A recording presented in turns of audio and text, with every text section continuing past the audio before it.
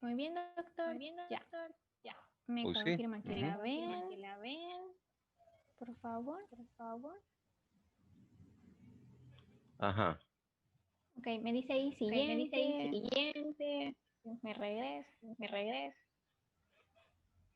Sí, ahí está bien. Bueno,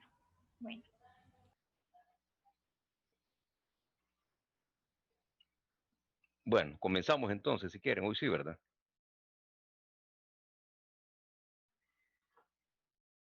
sí, doctor, está bien. Va. Bien. Van a disculpar todo esto. La verdad que es la primera vez que me pasa que me trabo tanto. Yo no soy muy buzo como ustedes, pero no me había pasado que me trabara así. Pero bueno, aquí estamos. Como les decía, la clase es sobre terminología quirúrgica. Esta clase no está en algún libro de texto, así como capítulos, no lo van a hallar, sino que es tomado de varios textos realmente. Y vamos a ver una serie de términos y procedimientos quirúrgicos que ustedes deben conocer como parte de su rotación. La idea de esto es que a la hora de pasar ustedes la visita con los tutores, o sea, cuando es presencial, de todas maneras ustedes el otro año pues serían internos ya también. Entonces, la idea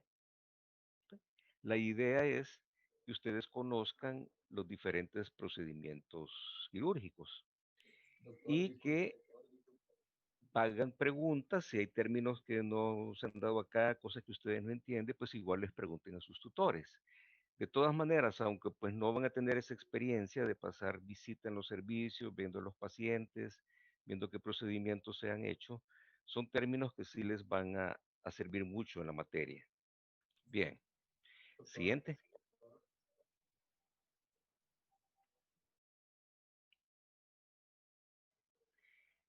Esta es la anatomía normal que la pueden hallar pues en cualquier texto. Siguiente.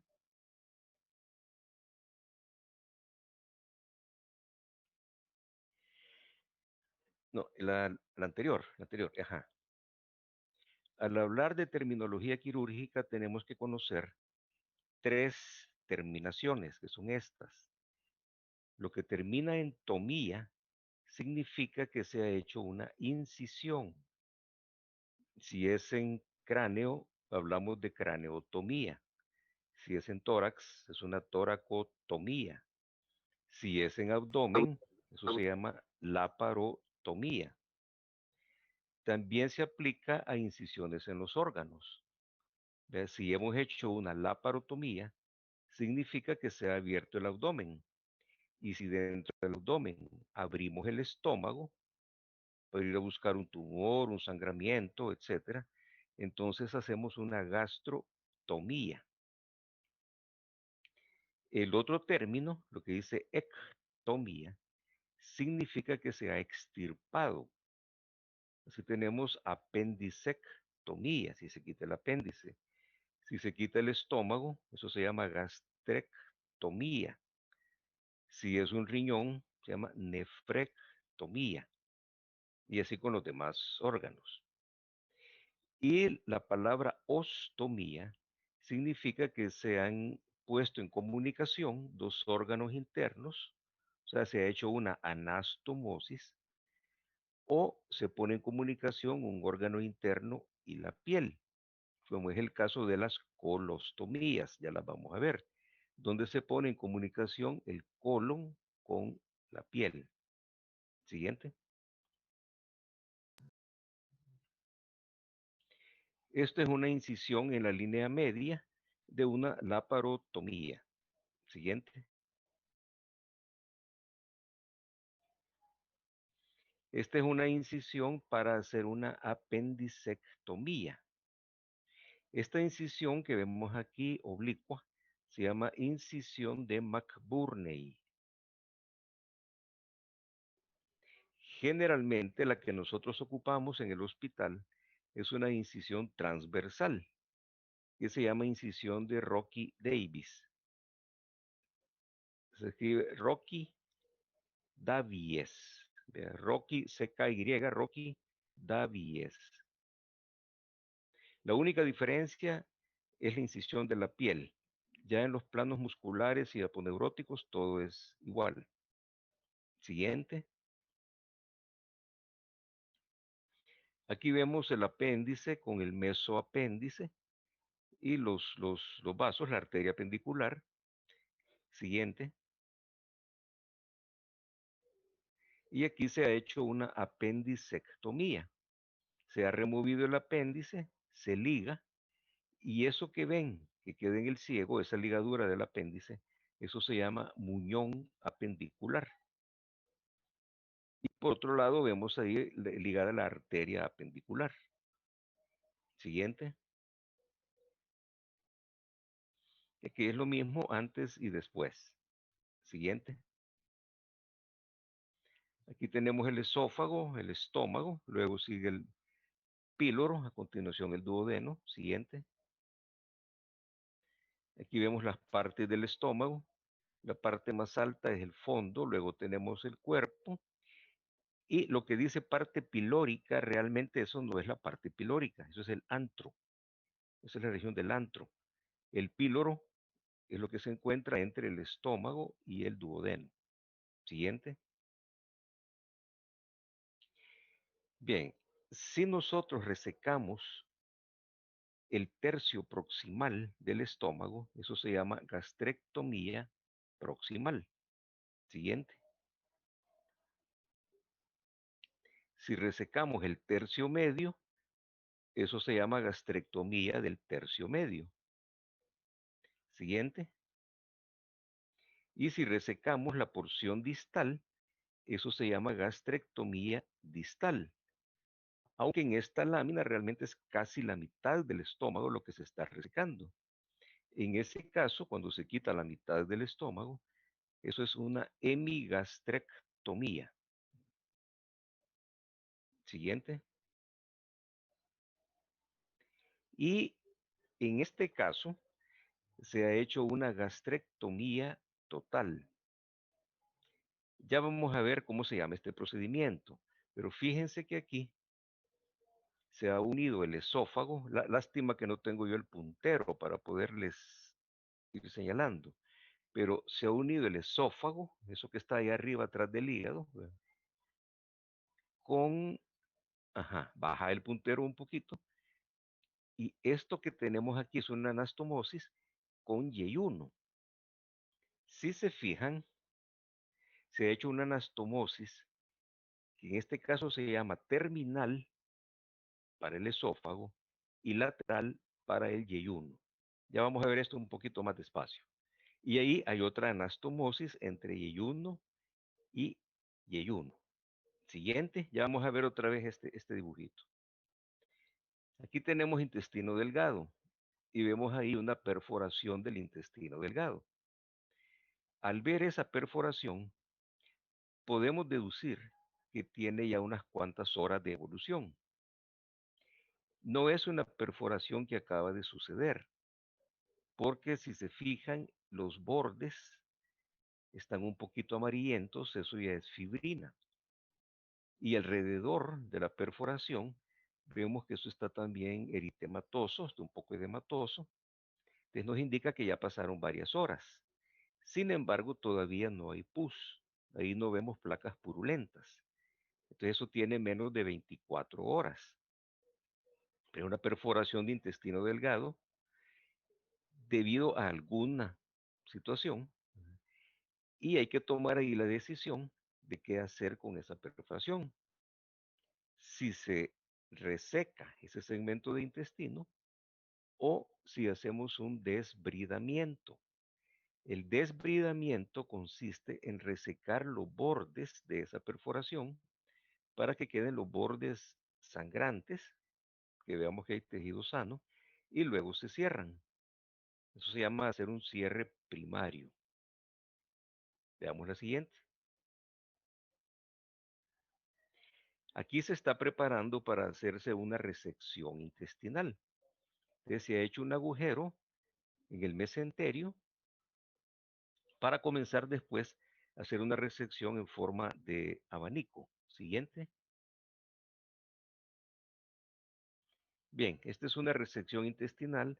Obviamente esto es una pieza ya tratada con formalina. Siguiente. Aquí vemos una obstrucción intestinal a nivel de colon sigmoides. ¿Ves? Hay un tumor ahí a nivel del colon sigmoides. ¿Qué es lo que se va a hacer con ese tumor? Veamos la siguiente.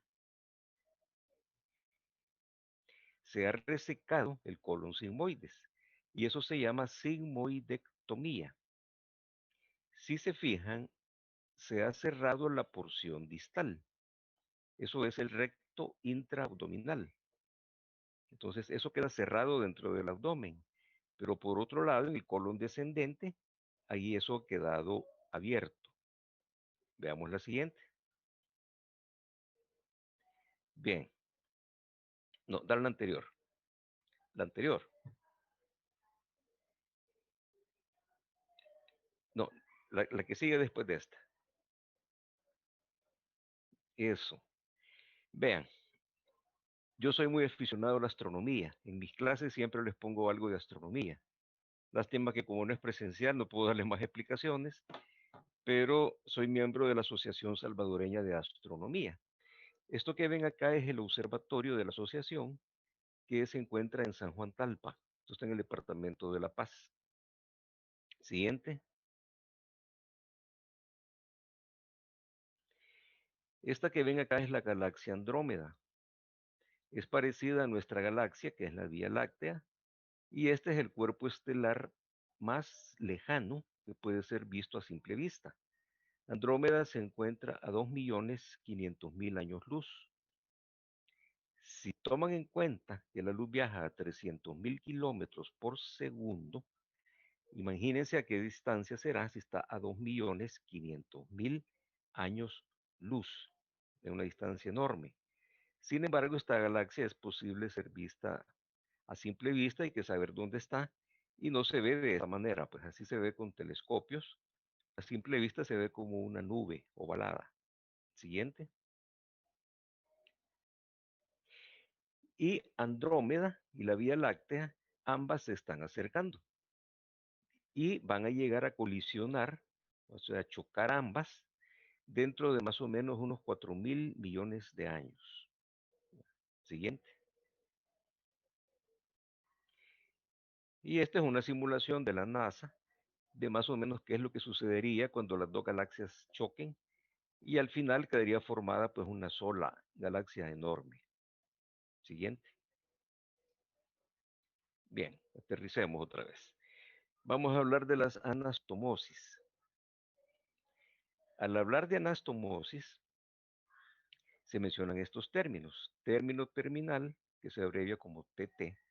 Término lateral, que es TL. Laterolateral, que es LL. Y lateroterminal, que es LT. Estos son, por decirlo así, los dos apellidos que lleva el procedimiento. Antes de esto se mencionan los dos órganos con los que se está trabajando.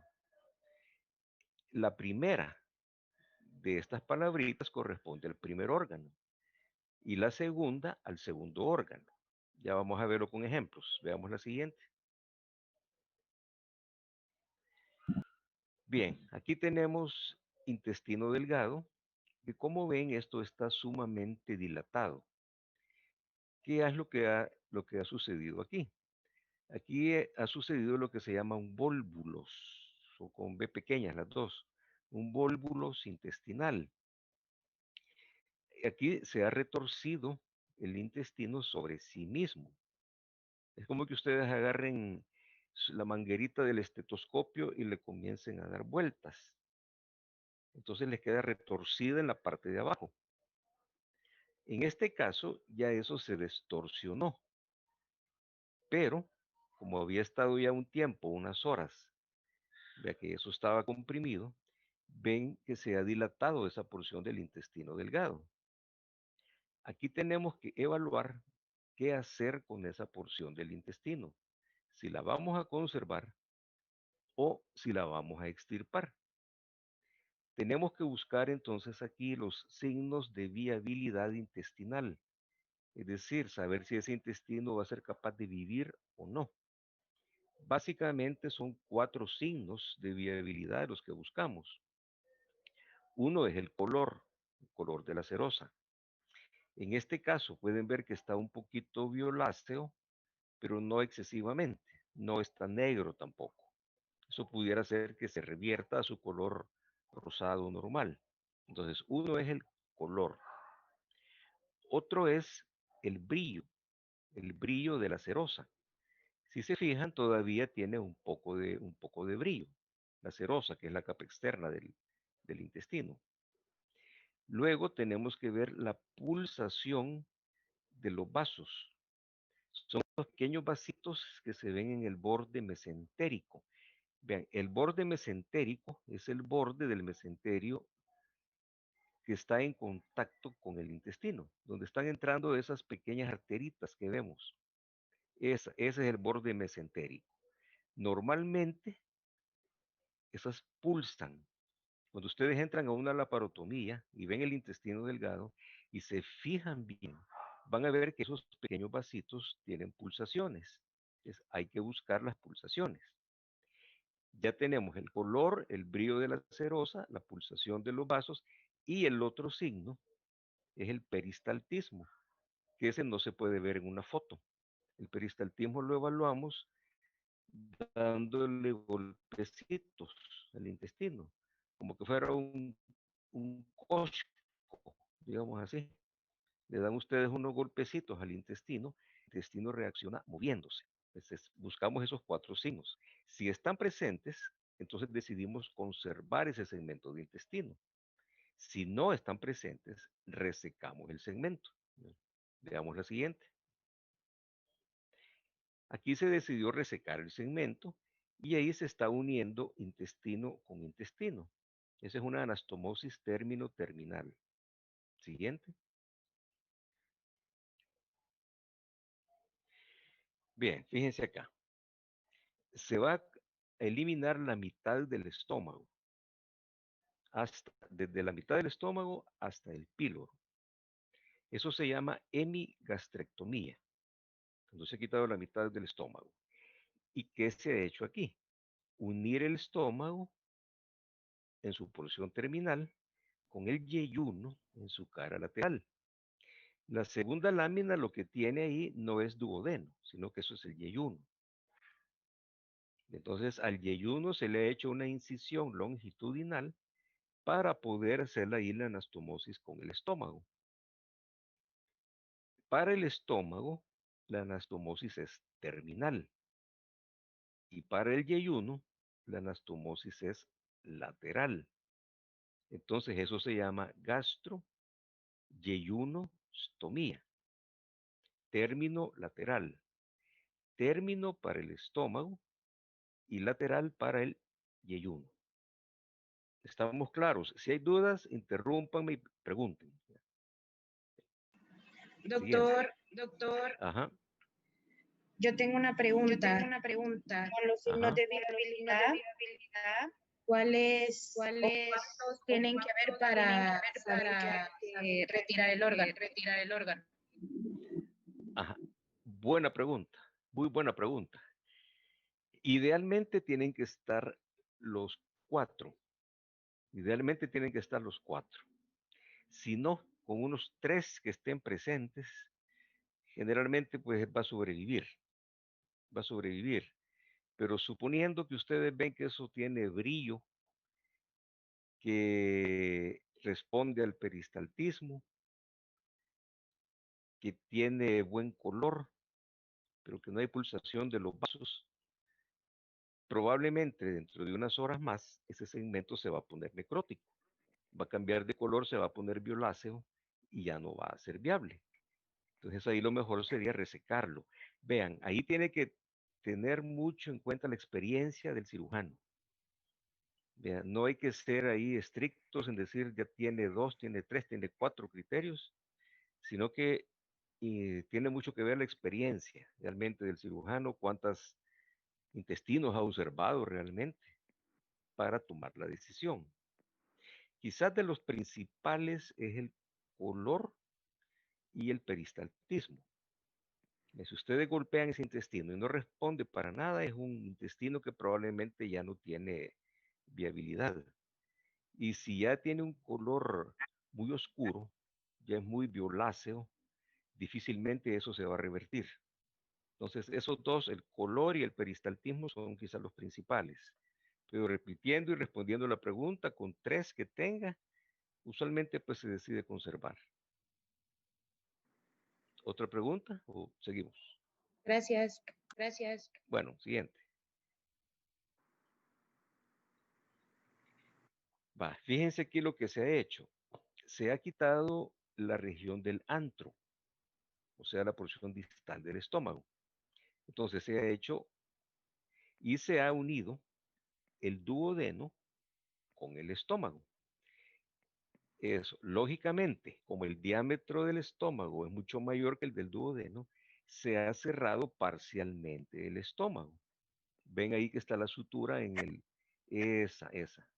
Se ha cerrado parcialmente el estómago para dejar un agujero del mismo diámetro del duodeno. Entonces se ha hecho una anastomosis término terminal para ambos órganos, tanto para el estómago como para el duodeno.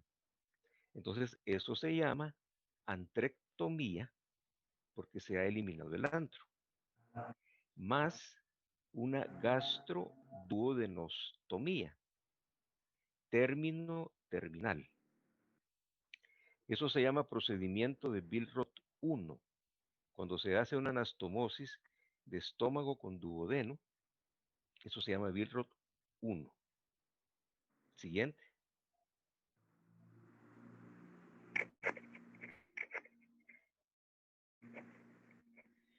Ahora fíjense en esta. Se ha hecho siempre una antrectomía. Aquí yo le he puesto de nombre gastrectomía subtotal distal, si ven el nombre de arriba. Prácticamente es lo mismo. La gastrectomía subtotal distal que una antrectomía. Pero la anastomosis aquí que se ha hecho es entre estómago y yeyuno. Es una gastro-yeyunostomía. Para el caso del estómago, la anastomosis es terminal. Y para el caso del yeyuno, esa anastomosis es lateral, porque se le ha hecho una incisión y ahí se ha anastomosado el estómago. Entonces eso se llama gastrectomía subtotal distal, o se pudo haber llamado también antrectomía, más gastroyeyunostomía, término lateral, y le agregamos ahí en asa en omega. Porque si se fijan cómo queda ahí el yeyuno, ahí está mejor. Si se fijan cómo queda el yeyuno, pareciera la letra griega omega. Por eso se llama en asa en omega. Ahora, cuando se hace una anastomosis de estómago con yeyuno, eso se llama procedimiento de Billroth 2. Cuando es estómago y duodeno es Billroth 1. Y cuando es estómago con yeyuno, eso es Billroth 2. Siguiente. Bien, esta es la que vimos al inicio.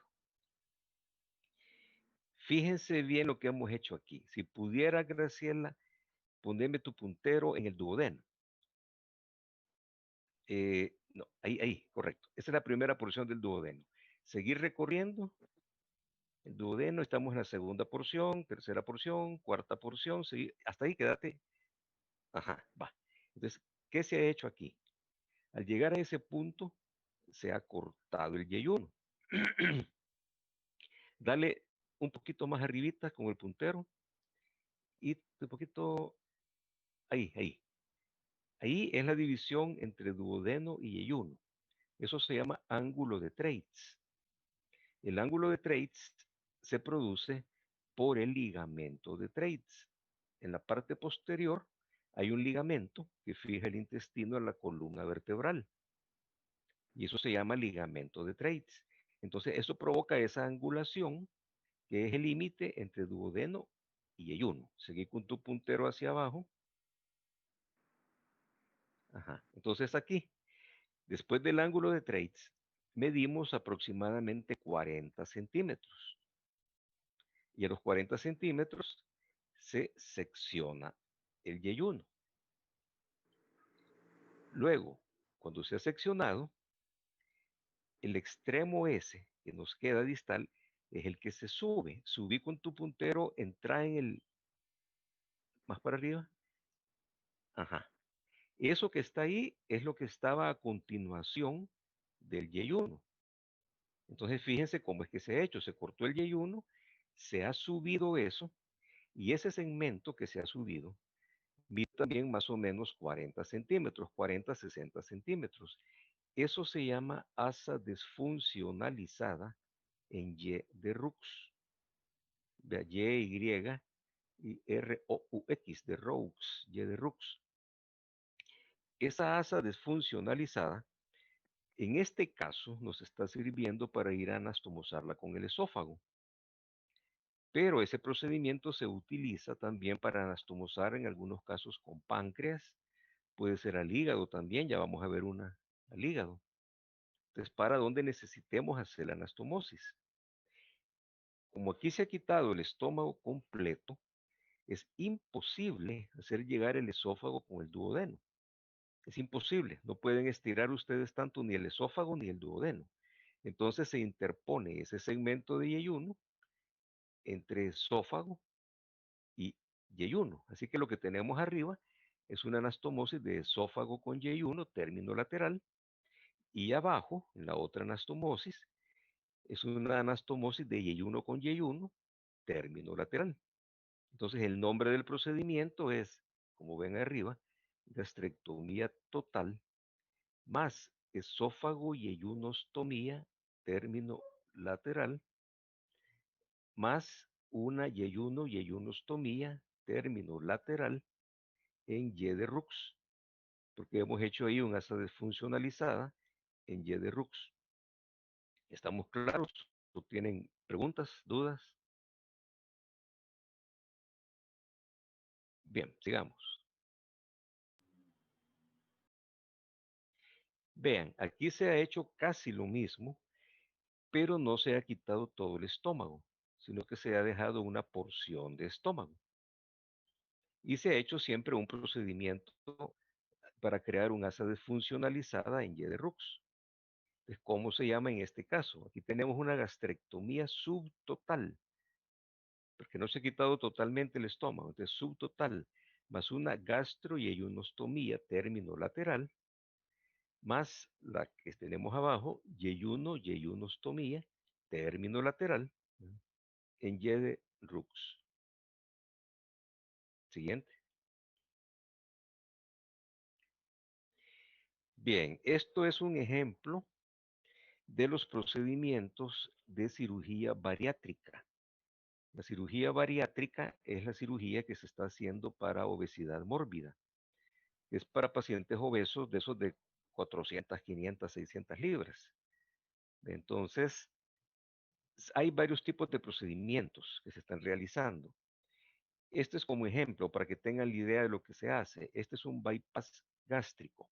En la primera, la que está arriba a la izquierda, eso es lo normal. Pasate a la derecha. Ahí, si se fijan, se está haciendo un corte para aislar el esófago. Se está separando el esófago del estómago. En la tercera, abajo a la izquierda, ahí ya se separó el esófago del estómago. Y después se hace la Y de Rux y se sube el asa desfuncionalizada para anastomosarla con el esófago. El estómago se cierra, por supuesto. El estómago queda en su sitio, pero queda cerrado. Y el contenido alimentario, o sea, lo que el paciente come, va a bajar al esófago. Del esófago pasa directamente al yeyuno y de ahí sigue hacia abajo. Entonces el paciente lógicamente va a perder peso porque ya no tiene ese reservorio que es el estómago. El estómago va a seguir produciendo ácido gástrico, se van a estimular la producción de sales biliares, de jugo pancreático, bilis, etcétera. Pero ya el estómago no sirve como un reservorio. Entonces, este es uno de los procedimientos que se hacen de cirugía bariátrica. Siguiente. Aquí tenemos un cáncer de hígado. Esa masa que ven ahí abajo del hígado es un cáncer. Eso que tenemos ahí. Entonces se va a hacer una resección hepática. Fíjense en esas flechas blancas grandes que están arriba. Ahí se ha señalado con cauterio en el hígado los bordes de resección. Siempre que se quita un cáncer, no se quita únicamente el cáncer, sino que se quita también tejido sano alrededor, para estar bien seguros de que hemos eliminado todo el tejido. Entonces ahí se ha marcado hasta dónde se va a hacer esa resección. Veamos la siguiente. Y aquí ya se resecó todo el segmento. Eso que ven negro es por el cauterio. Eso es tejido hepático que está cauterizado. Y donde está esa flecha grande, se ha hecho una anastomosis de yeyuno con los conductos hepáticos principales. Es decir, se ha hecho un asa desfuncionalizada en Y de Rux y se ha subido para conectarla con los conductos hepáticos. Entonces, eso se llama una hepatectomía parcial más hepatoyeyunostomía en Y de Rux. De tal manera que ahí la bilis que se está produciendo pasa directamente al intestino. Siguiente. Bien. Aquí se está haciendo una resección del ciego y del ileón distal usando engrapadoras. Hay unas engrapadoras mecánicas que lo que hacen es cortar el intestino y de una vez dejan una hilera de grapas. Como ven ahí en esas porciones, ahí queda una hilera de grapas, ajá, ahí y ahí también. Siguiente.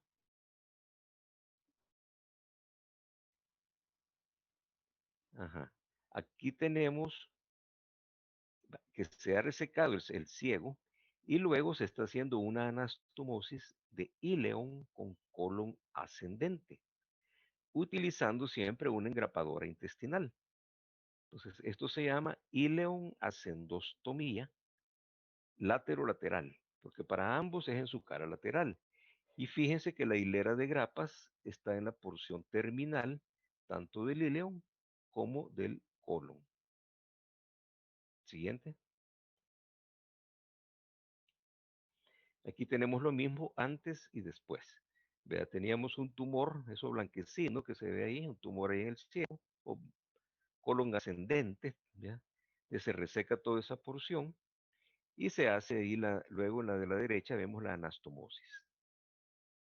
Siguiente.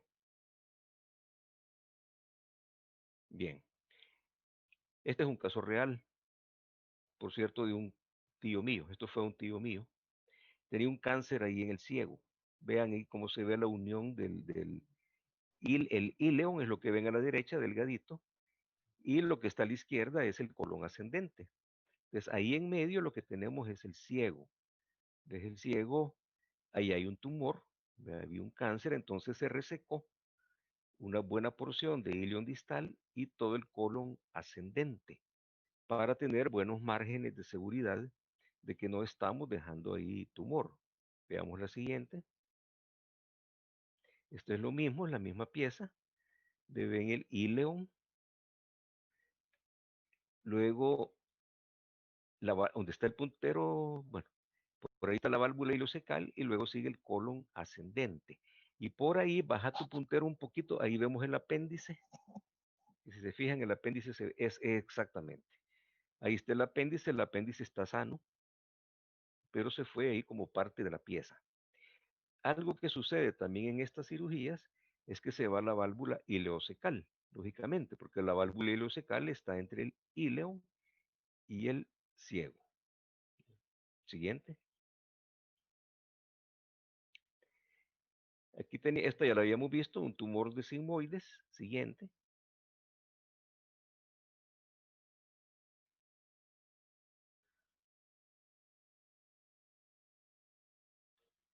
Aquí se ha hecho una sigmoidectomía. Veamos la siguiente. Y que se ha hecho aquí con la porción que quedó abierta. La porción distal del intestino quedó cerrada. Eso queda dentro del abdomen cerrado. Ahí está, eso. Pero la otra porción se ha abocado a la piel. Se ha hecho un agujero en la piel y eso que vemos ahí se llama colostomía. Esa es una colostomía terminal. paciente va a quedar ahí defecando a través de la pared abdominal. Siguiente. Vean, aquí tenemos otra vez antes y después. Aquí ya se le ha puesto una bolsa de colostomía, que es una bolsa para estar recolectando ahí las heces. Estos procedimientos de colostomía son un tanto complejos en el manejo postoperatorio. Requiere de un apoyo psicológico, tanto para el paciente como para la familia. Recuerden que el paciente queda durante un tiempo defecando a través de la pared abdominal. Si la bolsa de colostomía no es la adecuada, eso permite escape de olores, de gases, y es incómodo pues para el paciente y para la familia. Muchos de estos procedimientos son temporales, ya se dejan durante unos meses y posteriormente se hace el cierre de la colostomía. Pero hay colostomías que sí son permanentes. Por ejemplo, en cánceres de ciego, cánceres de, perdón, de recto, y donde se elimina toda la porción distal del colon, son colostomías que quedan ya de por vida. Esta se llama colostomía terminal. Solo queda una porción de colon abocada a la pared abdominal. Veamos la siguiente. Esta se llama colostomía terminal y fístula mucosa. Quedan dos bocas abocadas a la piel. Esta se usa en casos en que tuviéramos, por ejemplo, una herida a nivel de colon sigmoides. El colon sigmoides, mueve tu puntero un poquito a la izquierda, Graciela, y para abajito. Eso es colon sigmoides. Si tuviéramos ahí una perforación por arma blanca, por arma de fuego, de alguna lesión, entonces lo que se hace es suturar esa lesión. Pero para protegerla, lo que hacemos es derivar las heces. O sea, no queremos que esa porción se distienda ni que por ahí estén pasando heces hasta que eso ya haya cicatrizado. Entonces, para mientras, se hace una colostomía y pasado un periodo de tiempo, unos 2 o 3 meses, se hace el cierre de la colostomía. Se reconecta nuevamente el colon. Siguiente. Aquí vemos una colostomía terminal, que es la de arriba. Ahí está la mucosa un poco edematizada, no se aprecia bien el agujero. Y lo de abajo es la fístula mucosa. Entonces, para hacer el cierre de la colostomía, lo que hacemos es hacer una incisión ahí sobre la piel en forma de huso, como que fuera un ojal de una incisión grande. Se liberan los bordes de piel y se reconecta nuevamente el intestino. Siguiente. Bien, este es el planeta Saturno. Sigamos.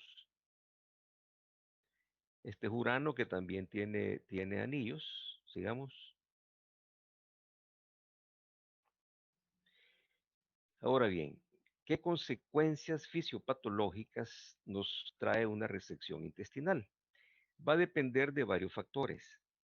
Va a depender de la longitud de la resección, del sitio de la resección, también de la integridad y adaptación del intestino que queda, del intestino remanente. Siguiente. Y de los efectos secundarios de la resección en otros órganos. Ya vamos a ver cada uno de estos. Sigamos. En cuanto a la longitud, si es una longitud de un 25%, tiene poca importancia. Hablando de intestino delgado, estamos hablando aquí de intestino delgado. Si es de un 50%, nos va a producir una mala absorción moderada. Y si ya es de un 75% o más, va a producir una mala absorción severa de los nutrientes. Siguiente. En cuanto al sitio, si es una resección de yeyuno, nos produce sobre todo una mala absorción de lactosa. Pero si es una resección de íleon, la cosa ya es un poquito más complicada, porque el íleon metabólicamente tiene más funciones que el yeyuno. Sigamos. Una resección de íleon implica que el tiempo de tránsito intestinal va a estar acelerado, que va a haber un menor tiempo de contacto entre los nutrientes y las secreciones digestivas, que vamos a tener una menor superficie de absorción. Si es una resección mayor de 25 centímetros, pero menor de 50, vamos a tener una mala absorción de sales biliares y el paciente va a presentar diarrea. Si es una resección mayor de 50 centímetros, pero menor de 1 metro, vamos a tener, además de lo anterior, una mala absorción de vitamina B12. Siguiente. Y si es una resección mayor de 1 metro, vamos a tener, además de los anteriores, una depresión de sales biliares y esteatorrea, que es la presencia de grasa en las heces. Siguiente. Una resección de la válvula ileocecal. ¿Cuándo se produce esto? Se produce, por ejemplo, en el caso que les presenté de ese familiar, que era un tumor de ciego y se reseca ese segmento grande de íleon más colon ascendente y en medio, pues ahí se va la válvula. Esto nos va a producir una disminución del tránsito intestinal, una colonización bacteriana retrógrada. ¿Por qué se da esto? Vean, la válvula ileocecal no es una barrera hermética que impide completamente el paso de bacterias de colon hacia intestino delgado, pero en cierta forma sí lo detiene. O sea, no es eso hermético, sellado, pero sí detiene un poco el paso de bacterias de colon a intestino delgado. Entonces, si ya no existe la válvula, entonces se puede producir una colonización bacteriana retrógrada, es decir, paso de bacterias de colon a intestino delgado. Y por otra parte, se produce una desconjugación de sales biliares. Siguiente. Y una descomposición del complejo de vitamina B12 y factor intrínseco. Siguiente. ¿Qué sucede con una resección de colon? Recuerden que el contenido que llega al colon es líquido. Lo que entra del intestino delgado a través de la válvula ileocecal al colon es contenido líquido. Y lo que sale por el ano es sólido en condiciones normales. En el colon se absorbe una gran cantidad de agua. Entonces, ¿qué sucede cuando es una resección importante de colon? Se produce un aumento de las pérdidas de sodio y de agua. El tiempo de tránsito intestinal se encuentra disminuido y como reflejo se produce también un vaciado gástrico rápido de líquidos.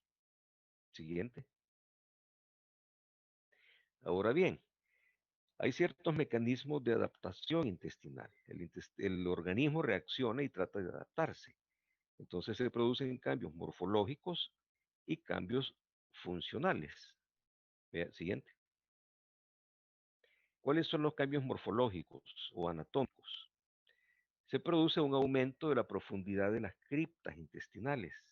Acuérdense cuando llevaron histología o microanatomía de cómo es la histología del intestino, ya que tiene criptas, tiene vellosidades. Entonces, ¿qué sucede en este caso? Se da un aumento de la profundidad de las criptas y un aumento de la altura de las vellosidades. Por otro lado, se produce una dilatación y elongación del intestino remanente, pero no es mucha. No crean que el intestino que queda se va a engrosar mucho o se va a alargar mucho. Es poco, es poco. Pero aunado al aumento de la profundidad de las criptas y al aumento en la altura de las vellosidades, con eso se aumenta la superficie de absorción para tratar de compensar. Siguiente. ¿Y cuáles son los cambios funcionales o fisiológicos? Se produce una prolongación del tiempo de tránsito intestinal y se produce también un aumento de la absorción de los nutrientes. Siguiente. ¿Qué efectos se producen en otros órganos? Se produce una hipersecreción gástrica. O sea, son efectos de una resección intestinal grande. Se da una hipersecreción gástrica También una mayor tendencia a formación de cálculos biliares y una mayor absorción colónica de oxalato, con una mayor excreción renal, siempre de oxalato, y mayor propensión a la formación de cálculos renales de oxalato. Siguiente. ¿Qué recomendaciones se le dan al paciente al que se le ha practicado una resección masiva de intestino delgado? Supóngase que el paciente ya evolucionó bien, ya no presentó complicaciones, ya está para irse de alta y les pregunta a ustedes, dice, mire doctor, ¿y qué recomendaciones me da?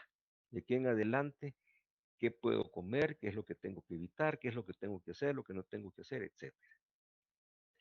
Se le recomienda al paciente una dieta hipograsa, o sea, baja en grasas, pero alta en carbohidratos. Se agregan también triglicéridos de cadena media. También se indica una dieta baja en oxalatos. Hay que administrar vitamina B12 y vitaminas liposolubles. Recuerden que las liposolubles son la A, D, E y K. Hay que administrar periódicamente también calcio, magnesio y zinc. Si es necesario, se emplean drogas antidiarreicas. Y si fuera muy necesario, también se administra por un tiempo al menos alimentación vía endovenosa, o sea, alimentación parenteral suplementaria. Ahora bien, idealmente para dar estas recomendaciones también tiene que estar un nutricionista y que el nutricionista dé ciertas indicaciones. Si ustedes le dicen al paciente, tiene que ingerir una dieta baja en oxalatos, y él le pregunta, mire doctor, ¿y qué son los oxalatos? ¿Qué le van a decir ustedes? Hay que decirle, mire, no coma esto y esto y esto. Veamos la siguiente. ¿Cuáles son los alimentos ricos en oxalatos? Estos que ven aquí. Espinacas, remolachas, acelgas, cacao en polvo, perdón, pimientos, germen de trigo, frutas secas, como nueces, avellanas, todas esas cosas. Chocolate amargo, perejil, puerro, uvas, papas, las batatas, unas papas, frambuesas y café en polvo. A la cabeza, pues espinaca y remolacha. Entonces al paciente le van a decir, mire, no coma espinacas, no coma muchas remolachas, en fin, así. Por eso idealmente la nutricionista o el nutricionista tiene que intervenir y dejarle su esquema ya de dieta. Siguiente. Bien, y ya casi ya para terminar, hay que recordar esto. Cada paciente tiene que ser visto como una persona individual con su propia enfermedad y hay que llamarlo por su nombre, no como una cama o solo como una patología. Lamentablemente ustedes no van a tener, al menos en este ciclo, la experiencia de pasar la visita en un servicio, pero se van a dar cuenta que muchas veces incurrimos en el error de la pasada de visita, el residente o el interno le presenta al paciente al médico agregado y le dice, mire, este es un apéndice que está bien, ya se va de alta, esta es una vesícula que ahorita va para sala de operaciones, o si son de ortopedia, este es un codo que ya lo operaron, esta es una rodilla que van a operar hoy y así. Eso no es correcto. Lo que hay que hacer es decir, este es el paciente fulano de tal que tiene fractura de tal hueso y va a pasar a sala. Este es el paciente fulano de tal que fue operado de apendicitis, evolucionó de tal manera y ya va de alta. Pero no referirse a él nada más por su patología. Que lamentablemente tenemos mucho esa tendencia a hacerlo de esa manera. Bien, siguiente. Bien, y aquí pues ya de mi hobby, esto que ven aquí es la Estación Espacial Internacional. Esta está en órbita, le da todos los días más o menos como 14 vueltas al planeta. Está viajando a una velocidad de 28.000 kilómetros por hora y se ve pasar. Cuando se ve pasar, se ve como que es un cilindrito doradito que va pasando. Este que ven aquí, este astronauta, es Scott Parasinski. Él, además de astronauta, es médico y es cirujano. Él es un cirujano. En esta ocasión, él fue a hacer unas reparaciones a la estación espacial porque los paneles solares, que es eso dorado que ven ahí, se habían dañado. Y eso es lo que le da la energía eléctrica para mantenerse en órbita a la estación espacial. Entonces hizo esa misión de reparación, le llevó como 7 horas y media, andaba llevando alambre, y si se fijan ahí en los paneles solares alcanza a ver unos pedazos de alambre por ahí donde ya se reparó, eso que está ahí. Andaba unas tiras de aluminio, también andaba un taladro, unas grapadoras para hacer las reparaciones. Siguiente. Este es el doctor Parasinski. Tuve la oportunidad pues, de conocerlo. Siguiente.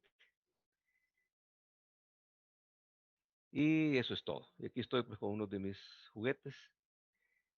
Eso sería todo. Si tienen preguntas, dudas, pues creo que tenemos tiempo. Doctor, una consulta. Ajá, ¿Les ajá. puedo compartir a mis compañeros la presentación? Sí, por supuesto que sí. Miren, la forma en que vamos trabajando, yo les voy a ir subiendo. De hecho, ahorita yo les voy a subir esta al aula virtual. Si querés, tú se las compartís, pero de todas maneras yo se las voy a subir ahorita al aula virtual y así con la clase que les vayan dando cada uno de los compañeros, se las vamos a ir subiendo. O sea que al final, pues todas las clases ustedes las van a tener ahí en el aula virtual. Ok, doctor, gracias. ¿Algo más? Una consulta, doctor. ¿Alguna bibliografía para poder ampliar un poquito más la clase? Miren, como les dije, esta clase no está en ningún libro de texto. Realmente, si ustedes leen el capítulo de estómago, van a encontrar de gastrectomías, cáncer gástrico, todo lo demás. Si leen de intestino delgado, igual. Y así con cada una de apendicectomías y así con todo lo demás. Entonces, no hay, la bibliografía en general son los libros de texto que les dije, el Saviston, el Schwartz, pero no hay un capítulo específico. O sea, no les podría decir, vayan a leerse el capítulo tal del libro tal, porque no hay, sino que esto es tomado pues así de varios textos. Siguiente. ¿Alguna otra pregunta? Doctor, entonces, final sería eh, Perdón, no te escuché bien. que sí, para profesional sería estudiar la profesión. Fíjate que sigo sin oírte bien. ¿Podría repetírmela?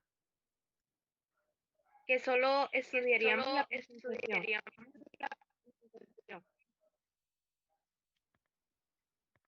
Fíjate que tengo entrecortado. No sé si algún compañero le escuchó bien, que me la repita la pregunta. Yo creo que la pregunta de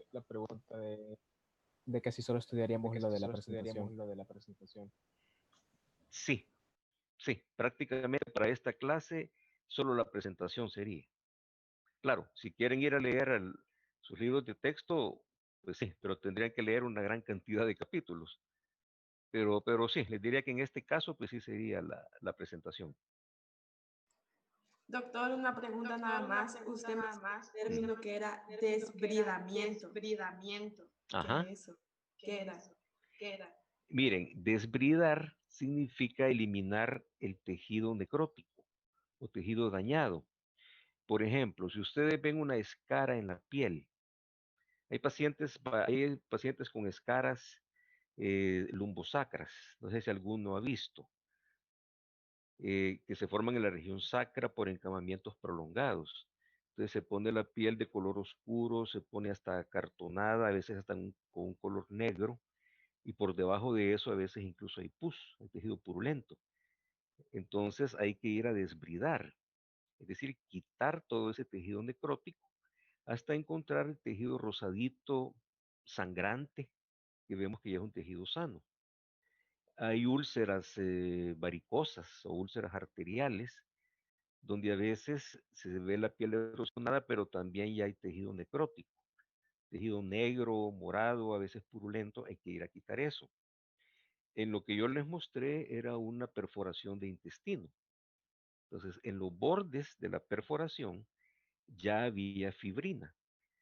Ese es un tejido amarillento, es algo parecido a la nata de la leche.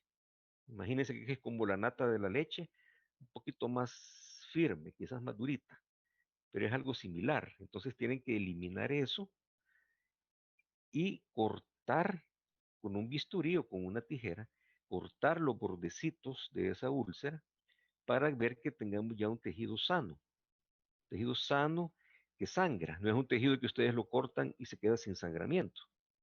Entonces, desbridar consiste en ir a eliminar el tejido dañado, el tejido necrosado, para dejar nada más tejido sano y que a partir de ahí comience eso a cicatrizar.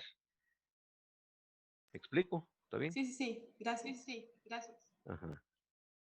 ¿Alguna otra pregunta? Si no, pues nos quedamos acá.